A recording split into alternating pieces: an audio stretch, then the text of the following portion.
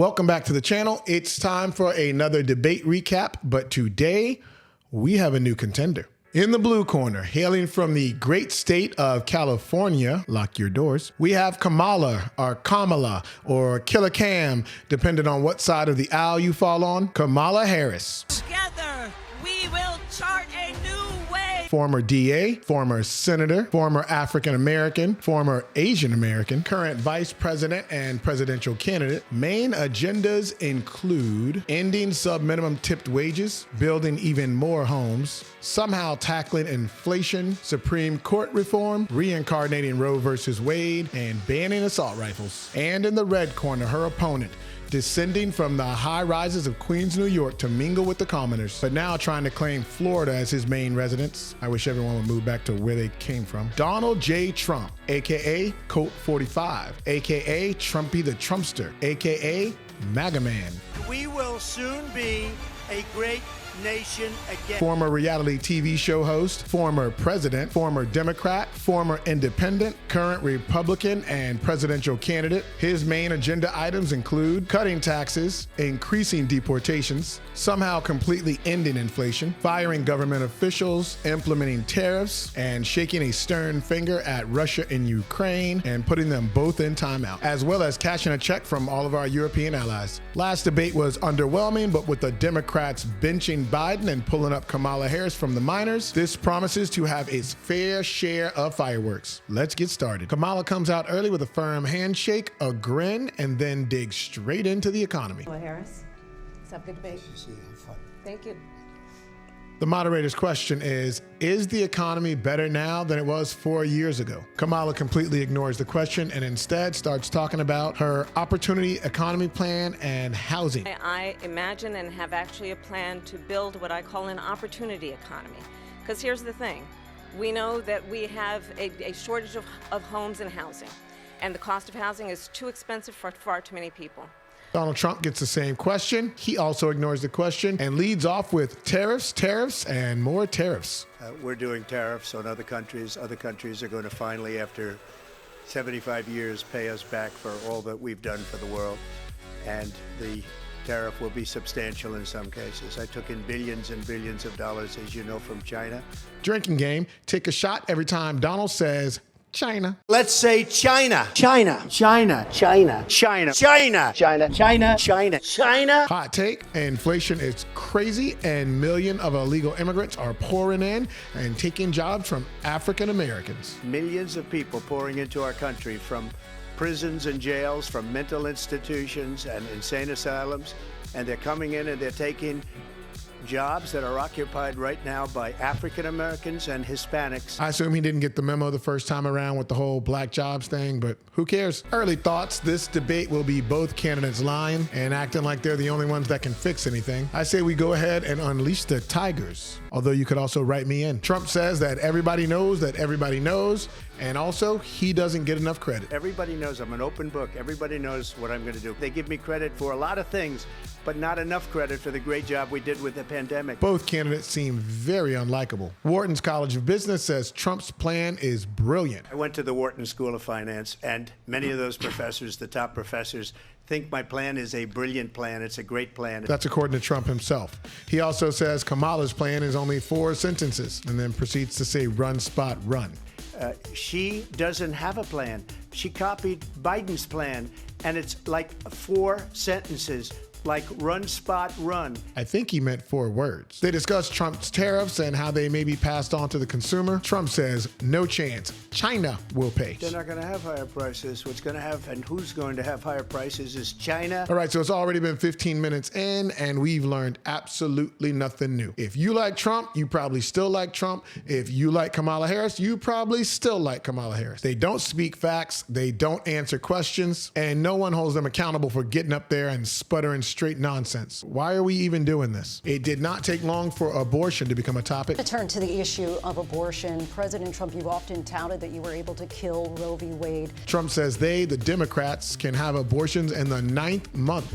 They have abortion in the 9th month. I think that's just called birth.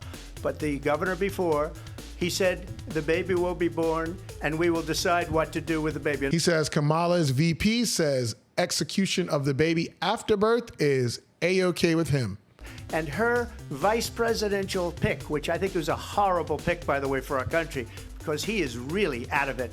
But her vice presidential pick says abortion in the 9th month is absolutely fine. He also says execution after birth. It's execution, no longer abortion, because the baby is born, is okay. Somebody probably should have fact-checked that. Well, as I said, you're going to hear a bunch of lies, and that's not actually a surprising fact. Unfortunately, Donald Trump seems to lose on this issue, and all of his wild claims of child executions make him seem out of touch. Trump pivots to the student loan catastrophe and says Biden is chilling on the beach. If Donald Trump were to be reelected, he will sign a national abortion ban. Understand, in his Project 2025, there would be a national abortion, a monitor that would be monitoring your pregnancies, your miscarriages. You know what it reminds me of? When they said they're going to get student loans terminated, and it ended up being a total catastrophe. The student loans, and then I think probably her boss, if you call him a boss, he spends all his time on the beach. Immigration comes up and Kamala goes down. Vice President Harris, you were tasked by President Biden with getting to the root causes of migration from Central America. We know that illegal border crossings reached a record high in the Biden administration. This past June, President Biden imposed tough new asylum restrictions. We know the numbers since then have dropped significantly. But my question to you tonight is, why did the administration wait until 6 months before the election to act? As the former immigration czar, she is hurting bad and takes the L on this topic. She doesn't really defend her record on this issue, but turns the table and brings up Trump rallies and how boring they are. And I'll tell you something, he's going to talk about immigration a lot tonight, even when it's not the subject that is being raised. And I'm going to actually do something really unusual, and I'm going to invite you to attend one of Donald Trump's rallies, because it's a really interesting thing to watch. You will see during the course of his rallies, he talks about fictional characters like Hannibal Lecter. He will talk about windmills cause cancer. And what you will also notice is that people start leaving his rallies early out of exhaustion and boredom. She said people start leaving. People don't go to her rallies. There's no reason to go. And the people that do go, she's bussing them in and paying them to be there, and then showing them in a different light. So she can't talk about that. People don't leave my rallies. We have the biggest rallies, the most incredible rallies in the history of politics. Trump says immigrants are coming in and eating everybody's pets. Cats, dogs, hamsters, you name it. In Springfield, they're eating the dogs, the people that came in. They're eating the cats. They're eating the pets of the people that live there. And this is what's happening in our country. We are so screwed. Trump says he fired everyone because, he's the apprentice guy and that's his thing. If you want to really know the inside track on who the former president is, if he didn't make it clear already, just ask people who have worked with him. Because when I hear that, see, I'm a different kind of a person. I fired most of those people. Not so graciously. They did bad things or a bad job. I fired them. They never fired one person. Kamala, you're fired! Trump says everything is a fraud. They didn't include the worst cities. They didn't include the cities with the worst crime. It was a fraud. Just like their number of 818,000 jobs that they said they created turned out to be a fraud. Kamala brings up his criminal trial. Her Trump card, no pun intended, is his criminal past and future. I think this is so rich, coming from someone who has been prosecuted for national security crimes, economic crimes, election interference. Trump blames her for the criminal cases and also for getting shot in his ear. Excuse me. Every one of those cases was started by them against their political opponent. And this is the one that weaponized, not me. She weaponized. I probably took a bullet to the head because of the things that they say about me. Kamala decides to picket him for going bankrupt. Not everybody got handed $400 million on a silver platter and then filed bankruptcy 6 times? I'll be honest, this is hard to give any kind of recap because these two candidates are talking about everything under the sun and absolutely nothing at the same time. The next half hour of the debate was moderators trying to ask questions and Trump taking over and talking about whatever he wanted to talk about, except what they were asking. Kamala grinned and frowned and looked overall perplexed. And I wonder, how did we even get here? Now she wants to do transgender operations on illegal aliens that are in prison. Write me in, bro. The whole January 6th thing comes up and somehow morphs into the Charlottesville riot and the Proud Boys. Mr. President, on January 6th, you told your supporters to march to the Capitol. You said you would be right there with them.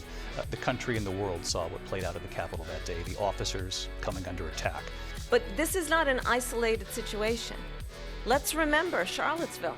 Let's remember that when it came to the Proud Boys, a militia.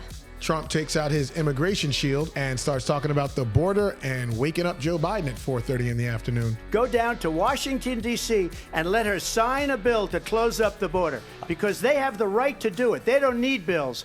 They have the right to do it. The President of the United States, you'll get him out of bed, you'll wake him up at 4 o'clock in the afternoon, you'll say, come on down to the office. Trump says he still won the last election. There's so much proof. All you have to do is look at it. And they should have sent it back to the legislatures for approval.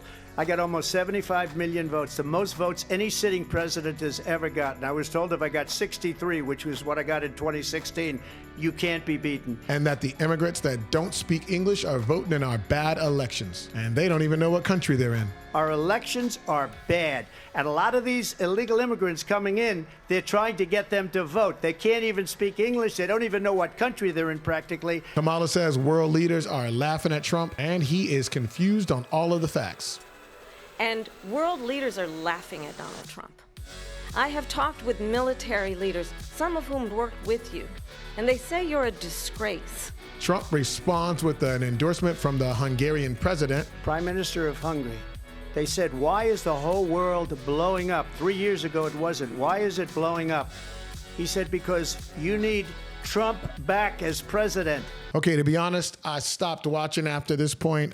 You shouldn't watch this. There's no point in giving a recap. This was the worst debate that I've ever seen, and I really don't know where we go as a country from here. Kamala, the president we never wanted, and Trump, the president we never knew we did not need. Flip a coin, crack open a walnut, get a fortune cookie. It doesn't matter.